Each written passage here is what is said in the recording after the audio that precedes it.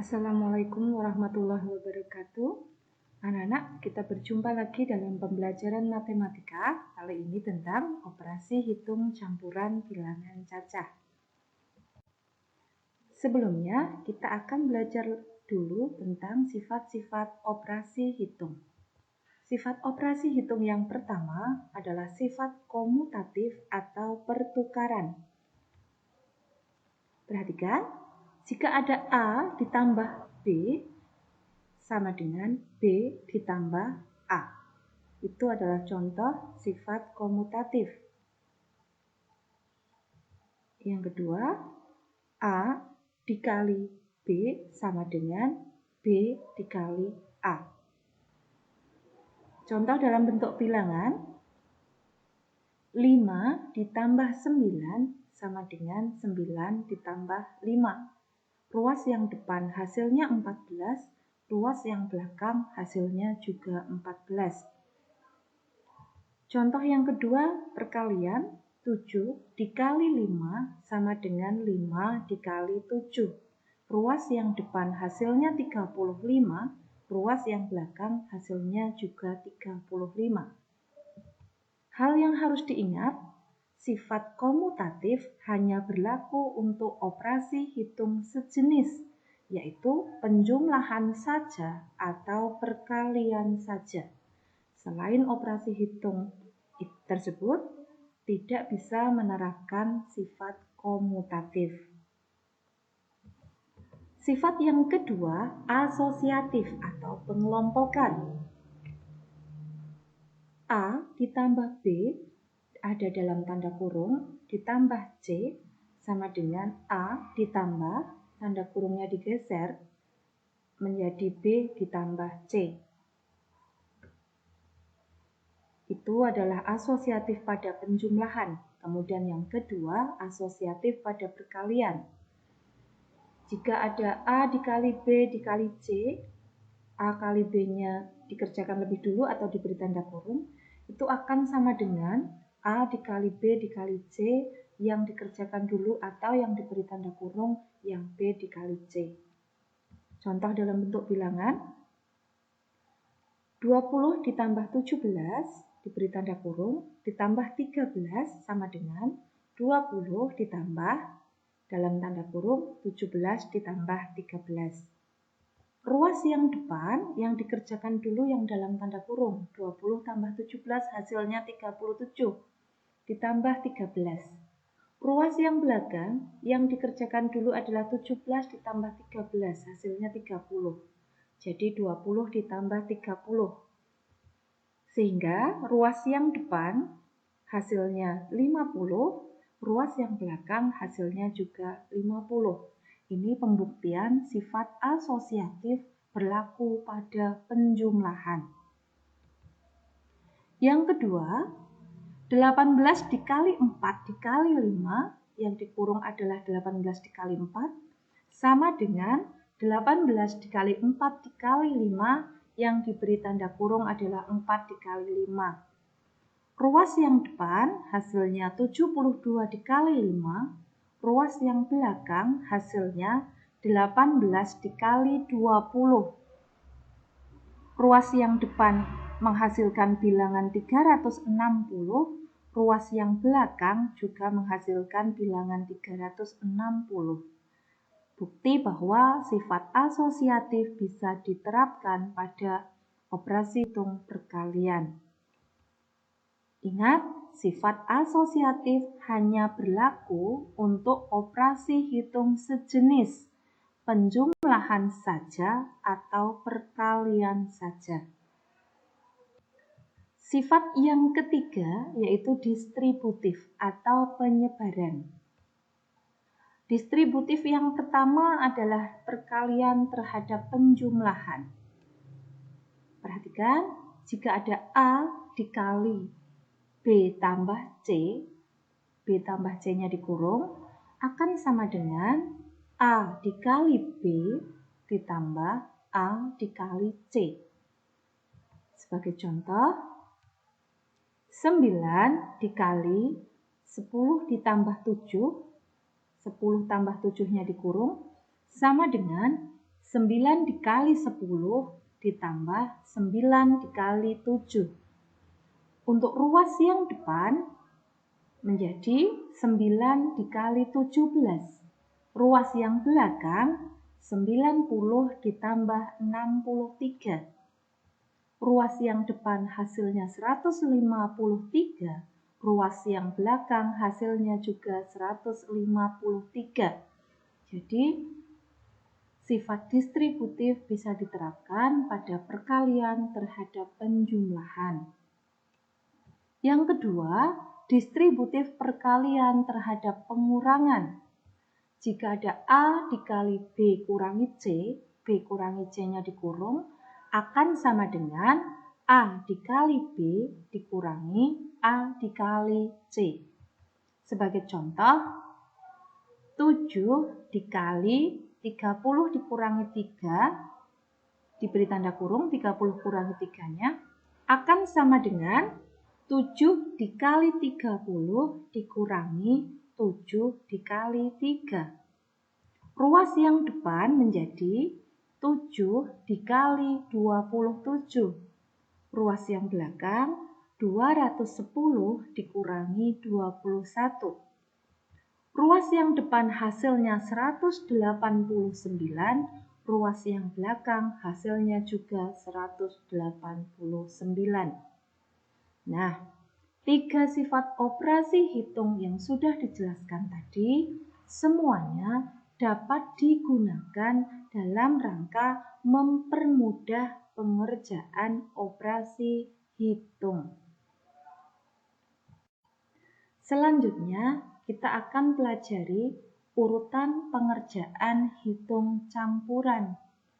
Perhatikan, ada anak tangga berisi tanda-tanda operasi hitung. Nah, yang ada di paling atas adalah tanda kurung. Bukan tanda operasi hitung, tapi tanda kurung. Kemudian di bawahnya ada akar dan pangkat. Di bawahnya lagi ada kali dan bagi. Di bawahnya lagi ada tambah dan kurang. Aturan pengerjaan, jika ada operasi hitung dalam tanda kurung harus dikerjakan lebih dulu karena tingkatannya paling tinggi. Yang kedua, operasi hitung yang tingkatannya lebih tinggi dikerjakan lebih dulu. Yang ketiga, operasi hitung yang setingkat dikerjakan urut dari kiri atau depan. Tambah dan kurang itu setingkat, kali dan bagi itu setingkat. Tapi kalau kali dan bagi tingkatannya lebih tinggi dibandingkan tambah dan kurang. Sebagai contoh, 19.021 dikurangi 12.864 ditambah 3.068 dikurangi 1.519 sama dengan titik-titik. Perhatikan tanda operasi hitung yang ada, yaitu pengurangan dan penjumlahan, artinya setingkat. Maka mengerjakannya harus urut dari kiri atau dari depan. Nah, yang dikerjakan pengurangannya dulu. Hasilnya 6.157. Dilanjut, yang belum dihitung dimasukkan lagi. 3.068 dikurangi 1.519. Yang dikerjakan berikutnya adalah penjumlahannya. Sehingga menjadi 9.225 dikurangi 1.519. Hasilnya 7.706. Contoh kedua, 18 dikali 924 dikurangi 196 dibagi 28 ditambah 128 sama dengan titik-titik. Perhatikan ada operasi hitung yang di dalam tanda kurung. Maka harus dikerjakan lebih dulu. Sehingga menjadi 18 dikali 728. Hasil pengurangannya tadi dibagi 28 ditambah 128. Yang tingkatannya lebih tinggi sekarang adalah perkalian dan pembagian. Dikerjakannya dari yang depan dulu, maka perkaliannya. Hasilnya 18 kali 728 adalah 13.104. Dibagi 28 ditambah 128. Yang berikutnya dikerjakan adalah pembagiannya. Hasilnya 468. Maka jika ditambah 128 hasilnya menjadi 596. Selanjutnya contoh penyelesaian masalah. Budia membeli 150 kantong beras. Setiap kantong berisi 5 kg beras. Sebanyak 15 kg diberikan kepada nenek. Beras yang masih ada dibagikan kepada 49 tetangga di sekitarnya sama banyak. Berapa kilogram beras yang diterima masing-masing tetangga? Maka jawabnya, langkah yang harus anak-anak tempuh untuk menyelesaikan masalah atau menyelesaikan soal cerita, yang pertama adalah baca kalimat soalnya berkali-kali sampai anak-anak paham maksud dari soal tersebut. Kemudian, lihat bilangan-bilangan yang ada.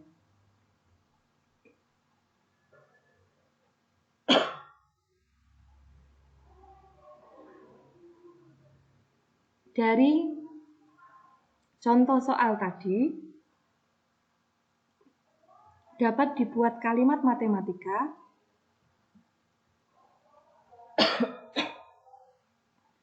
150 dikali 5 dikurangi 15. Karena tadi 150 kantong masing-masing beratnya 5 kg. Dikurangi 15 diberikan pada nenek. Itu diberi tanda kurung, harus dihitung lebih dulu. Dibagi 49 sama dengan 750 dikurangi 15 dibagi 49 sama dengan 735 dibagi 49 sama dengan 15. Jadi beras yang diterima masing-masing tetangga ada 15 kg. Itu kalau anak-anak menghendaki atau sudah mampu menuliskan kalimat matematika secara langsung dalam bentuk yang panjang. Jika belum, anak-anak bisa mencari alternatif mengerjakan satu persatu. Seperti contoh, pertama menghitung banyaknya beras, 150 kantong kali 5 kg. Sama dengan 750 kg. Diberikan kepada nenek 15 kg. Sehingga sisa beras 750 kg dikurangi 15 kg sama dengan 735 kg. Selanjutnya beras sisa tadi dibagikan kepada 49 tetangga sama banyak. Sehingga beras yang diterima masing-masing tetangga sama dengan 735 dibagi 49 sama dengan 15 kg. Anak-anak boleh memilih mau menggunakan cara yang pertama yang atas tadi atau cara yang kedua. Dua-duanya betul.